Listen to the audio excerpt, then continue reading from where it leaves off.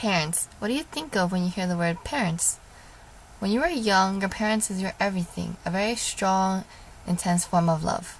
When you start to become a teenager, annoying and controlling are the everyday words you use to describe your parents. Still, it is a form of love, but maybe adding a little bit of hatred. When you grow old, you start to repay your parents for raising you, and you begin to understand why they were so strict. But most of all, it is not teachers, professors, friends, people that you would think that are your inspiration, but are not. It is your parents. They are the main source of your inspiration and my inspiration as well.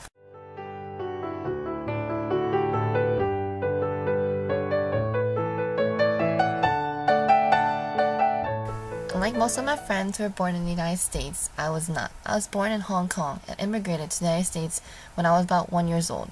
To me, this was a big disadvantage because I was never exposed to the English language until my very first day of school.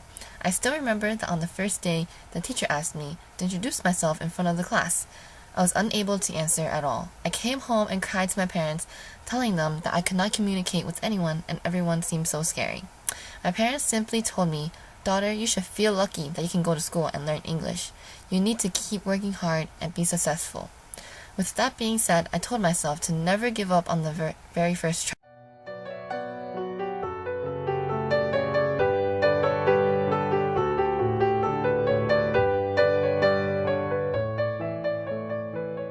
To me, New York parents are too busy working and often neglect their children's needs.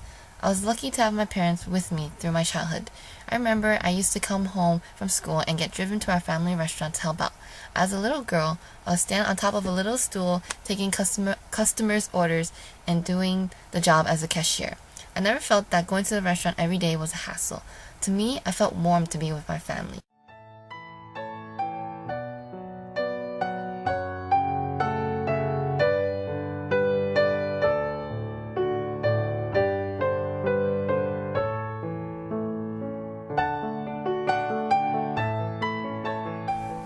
While I do my homework at the restaurant and I'm stuck on a question, my parents are unable to help me because of the language barrier, but they continue to try and help me.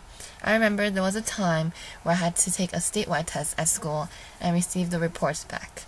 I did not do great and blamed that I was an immigrant, and it's evident that I scored low.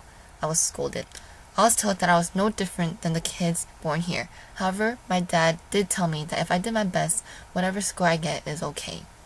My dad passed away when I was 9 years old, and to this day his words inspire me to go through any hardships and challenges. His words repeat in my head, "Daughter, if you really tried your best, then the results do not matter, and you should be happy for receiving these results." When I was little, I didn't get good grades, but I was not bothered. Now that I am in high school, my grades soared. My overall average is a 99%. I know that with this average, my dad in heaven would be proud of me.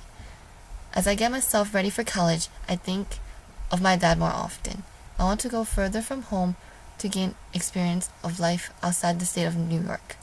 My mom does not support me, but I believe, just like my dad says, that if that is really what I want to do, and I truly believe is right, then my mom will always support me, just like if my dad was still here with me.